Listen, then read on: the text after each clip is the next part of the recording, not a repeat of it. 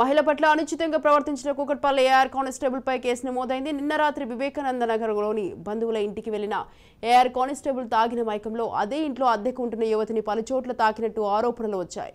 బాధితురాలు ఫిర్యాదు మేరకు కేసు నమోదు చేసుకున్నారు పోలీసులు. నిందితుడు నరసింగరావు బాలానగర్ షీ టీంలో డ్రైవర్గా పనిచేస్తున్నాడు.